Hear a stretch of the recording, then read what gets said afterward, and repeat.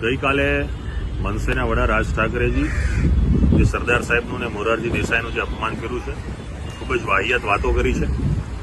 આ ભાષા કે આ વિવાદને ક્યારેય સાંખી લેવામાં નહીં આવે. સમગ્ર ભારતને એક કરવામાં જેણે પોતાનું જીવન સમર્પિત કર્યું છે, એવા સરદાર સાહેબની અપમાન કરવું એટલે કે આ રાષ્ટ્રનું અપમાન છે, આ ભૂમિનું અપમાન છે, આ ભારત માતાનું અપમાન છે. અપમાન ક્યારેય સાંખી ન લેવાય.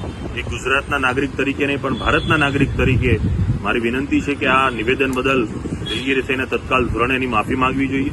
આવા નિવેદનોના કારણે બે ભાષાના, બે પ્રાંતને, બે લોકોને સામસામે કરીને પોતાની રાજનીતિ ચમકાવી ન જોઈએ. જે પણ ભાષાનો મુદ્દો છે એ ભાષાના સ્થાને હોઈ શકે છે, પરંતુ એ મુદ્દાને છોડીને તમે જ્યારે ગુજરાતના વ્યક્તિને, સરદાર સાહેબને, મોરારજી દેસાઈને ટાર્ગેટ કરી રહ્યા છો, બિલકુલ સાંખી લેવામાં નહીં આવે. આની માફી માંગી અને આ મુદ્દાને અહીંયા પૂર્ણ કરવો જોઈએ.